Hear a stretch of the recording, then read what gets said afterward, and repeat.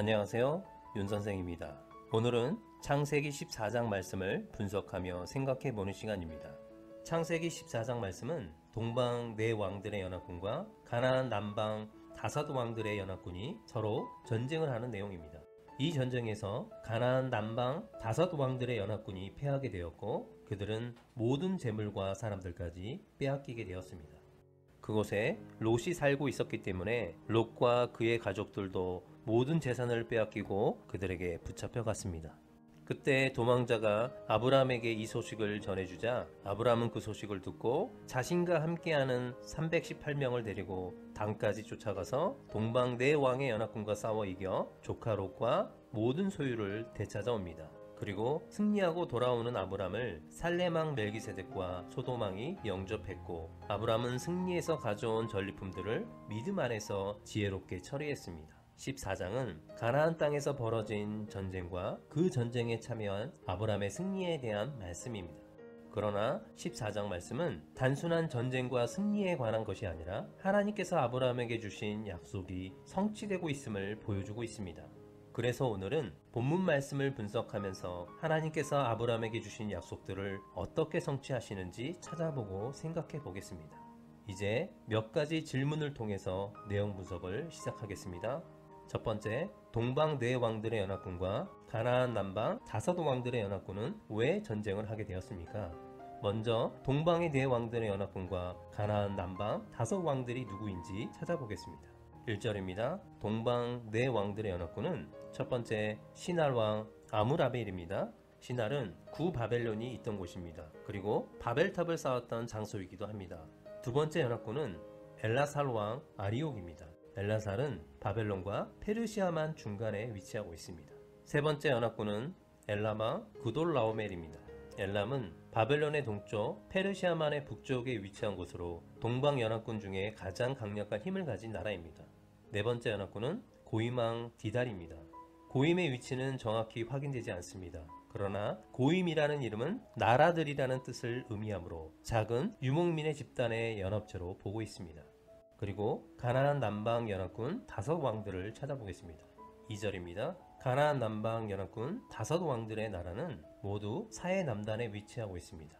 첫 번째 연합군은 소돔 왕 베라입니다. 두 번째 연합군은 고모라 왕 비르사입니다. 세 번째 연합군은 아드마 왕 시납입니다. 네 번째 연합군은 수보임 왕 세메벨입니다. 그리고 마지막 다섯 번째 연합군은 소알 왕 벨라입니다. 이렇게 동방 네 왕들의 연합군과 가나안 남방 연합군 다섯 왕들이 누구인지 알아보았습니다.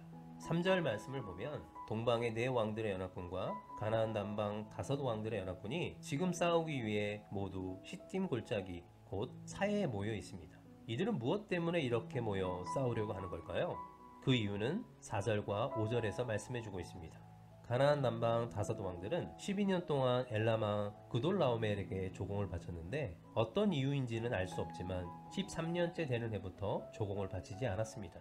그래서 제14년째 되는 해 엘람왕 그돌라오멜이 연합군과 함께 그들을 치기 위해 쳐들어왔습니다. 두 번째 질문입니다. 전쟁의 결과는 어떻게 되었습니까? 5절에서 7절까지 말씀을 보면 동방 네 왕들의 연합군은 가나안 남방 다섯 왕들의 연합군을 치기 위해 가나안 동쪽에 있던 부족들을 먼저 치고 시딤 골짜기로 갔다는 것을 알 수 있습니다. 지도를 보면서 설명하겠습니다. 5절입니다. 제14년에 그돌라오멜과 그와 함께한 왕들이 나와서 아스드롯 가르나임에서 르바 족속을 치고 남쪽으로 내려옵니다.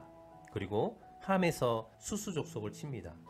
이어서 사외 기라다임에서 엠 족속을 치고 호리 족속을 세일산에서 쳐서 엠미스밭 곧 가데스에 이르러 아말렉 족속의 온 땅을 치고 하사손 다말에 사는 아무리 족속을 쳤습니다. 이렇게 동방의 네 왕들의 연합군이 가나안 동쪽과 남방 지역을 먼저 치고 난 후에 그리고 이제 가나안 남방 다섯 왕들과 시딤 골짜기에서 전쟁을 시작합니다. 그 결과는 11절에서 말씀해주고 있습니다. 동방 네 왕들의 연합군이 승리를 합니다. 그래서 그들은 소돔과 고모라의 모든 재물과 양식을 빼앗아갑니다. 그때 소돔에 거주하는 아브라함의 조카 롯도 사로잡히고 그 재물까지 모두 빼앗겼습니다. 이것이 14장에 나오는 왕들의 전쟁의 결과입니다. 그런데 우리는 여기서 한번 생각해 볼 것이 있습니다. 동방 네 왕들의 연합군이 가나안 땅에 있는 많은 족속들과 나라들을 치는 이유가 무엇일까요? 그리고 이 사건을 창세기 14장에서 이렇게 자세히 기록하고 있는 이유는 무엇일까요? 이것은 이 사건이 하나님의 구원사와 연관이 있고, 그리고 이 사건을 통해서 무엇인가를 말씀해 주고 있다는 것입니다. 우리는 이런 점을 생각하면서 14장 말씀을 분석하고 생각해야 할 것입니다. 그리고 왕들의 전쟁에 대해서 이렇게 자세히 기록한 이유에 대해서는 14장 말씀을 끝까지 분석하고 다시 생각해 보겠습니다. 세 번째 질문, 아브람은 왜 전쟁에 참여하게 되었습니까? 13절에서 말씀해 주고 있습니다. 도망자가 와서 전쟁의 결과에 대해서 아브람에게 알려주었습니다. 그때 아브람은 마므레 상수리 숲을 근처에 거주하고 있었습니다. 마므레는 헤브론입니다. 아브람은 그곳에서 마므레, 에스골, 아넬과 동맹을 맺고 살고 있었습니다. 조카 롯이 사로잡혔다는 말을 듣고 그들과 함께 집에서 길고 훈련된 자 318명을 거느리고 동방 네 왕들의 연합군을 단까지 쫓아가서 빼앗겼던 모든 재물과 사람들, 그리고 조카 롯까지 모두 되찾아왔습니다. 그리고 우리는 여기서 아브람의 세력이 얼마나 놀랄 정도로 급성장했는지 알 수 있습니다. 가나안 땅의 많은 족속들과 왕들의 연합군마저 대적하지 못했던 동방의 네 왕들의 연합군을 격파하는 아브람의 새로운 모습을 보았습니다. 아브람은 이렇게 놀라울 정도의 큰 힘을 어떻게 가지게 되었을까요? 그 이유는 다음 질문을 통해서 알 수 있습니다. 네 번째 질문입니다. 승리하고 돌아오는 아브람을 누가 영접했습니까? 17절을 보면 소돔왕이 왕의 골짜기로 나와 아브람을 영접했고, 18절에서는 살렘왕 멜기세덱이 떡과 포도주를 가지고 나와 아브람을 영접했습니다. 살렘왕 멜기세덱은 지극히 높으신 하나님의 제사장이었습니다.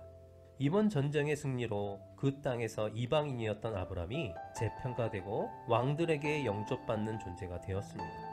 드디어 그 이름이 점점 유명해지고 존귀한 존재가 되어갑니다. 그리고 살렘왕 멜기세덱을 통해서 아브람이 전쟁에서 승리할 수 있었던 이유가 무엇인지 밝혀지고 있습니다. 19절과 20절입니다. 그가 아브람에게 축복하여 이르되 천지의 주제이시오 지극히 높으신 하나님이여 아브람에게 복을 주옵소서. 너희 대적을 내 손에 붙이신 지극히 높으신 하나님을 찬송할지로다. 멜기세덱은 아브람의 승리를 하나님께서 주신 것이라고 밝히고 있습니다. 동방 네 왕들의 연합군의 숫자가 얼마나 되고 아브람이 어떤 방법으로 이 전쟁에서 승리했는지 자세히는 알 수 없지만, 기드온과 300용사로 13만 5천 명을 물리치고 승리를 주신 여호와 하나님을 생각하면 318명으로 동방 네 왕들의 연합군을 무찌르고 승리를 주신 것을 이해할 수 있습니다. 그리고 아브람은 멜기세덱의 선포를 듣고 그 얻은 것에서 10분의 1을 멜기세덱에 주었습니다. 아브람이 하나님의 제사장 멜기세덱에게 11조를 드린 것은 자신의 승리가 오직 하나님의 축복으로 가능했다는 것을 공개적으로 밝히는 것입니다. 이렇게 하나님께서 주신 승리를 가지고 돌아온 아브람은 왕들의 영접을 받게 되었습니다. 다섯 번째, 아브람은 전리품을 어떻게 처리했습니까? 21절에서 소돔왕은 아브람에게 사람은 내게 보내고 물품은 내가 가지라고 제안을 합니다. 그러나 아브람은 22절에서 소돔왕에게 천지의 주제시여 지극히 높으신 여호와 하나님께 손을 들어 맹세하며 그의 제안을 거절했습니다. 그 이유가 무엇입니까? 23절입니다.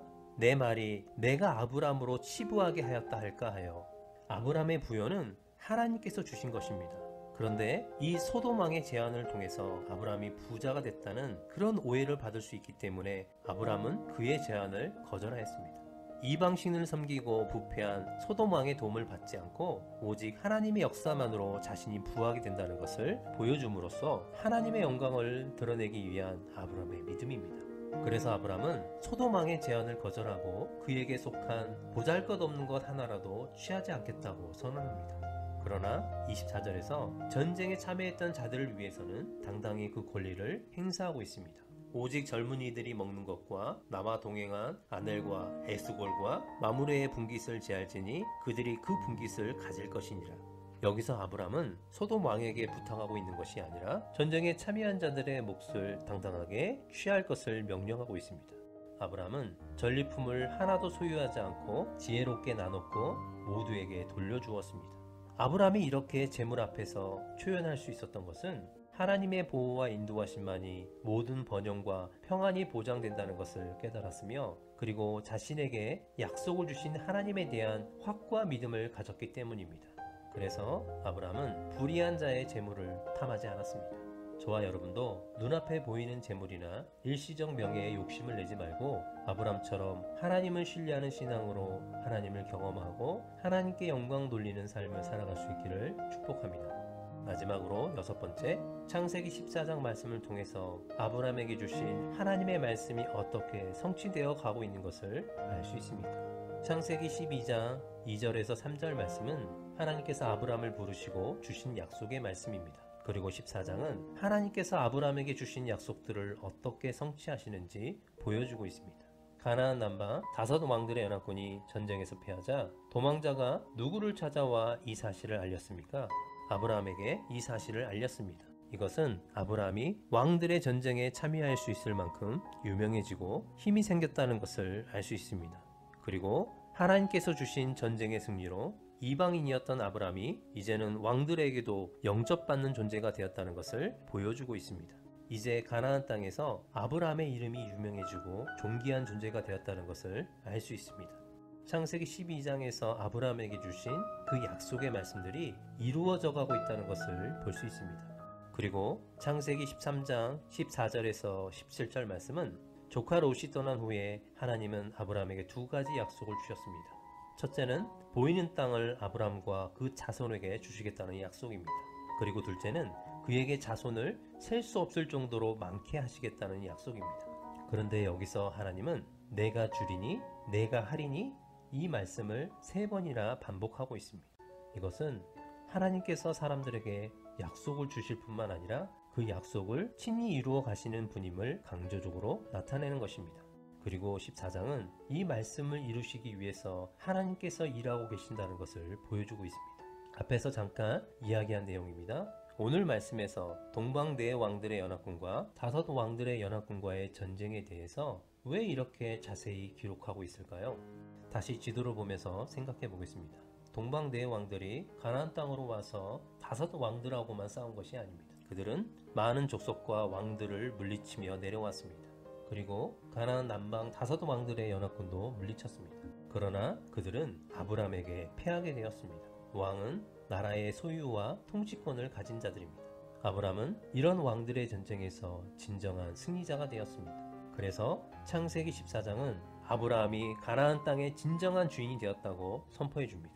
그 예로 창세기 23장의 말씀을 보면 사라가 죽은 후에 막벨라 굴을 살 때 헷 족속은 아브라함을 주여라고 부르고 하나님이 세우신 지도자로 인정하고 있습니다. 이런 점을 볼 때 아브라함은 세상의 왕들처럼 폭력으로 그 땅을 차지하지 않았고 하나님께서 주신 방법으로 그 땅의 주인이 되었다는 것을 볼 수 있습니다. 그리고 하나님은 아브라함이 밟은 모든 땅을 그 자손들에게 주셨습니다. 하나님의 약속은 오직 그것을 주신 하나님께서 당신의 전능하신 능력으로 친히 이루시고 성취하십니다. 저와 여러분도 천지의 주제이시오 지극히 높으신 여호와 하나님을 믿습니다. 아브라함을 부르시고 약속하신 모든 것을 이루신 것처럼 우리들을 부르시고 약속하신 그 말씀 또한 반드시 이루시고 성취하실 것입니다. 이 믿음을 가지고 아브라함처럼 약속의 말씀을 믿고 행하고 하나님의 영광을 위해서 믿음으로 결단하는 모두가 될 수 있기를 축복합니다.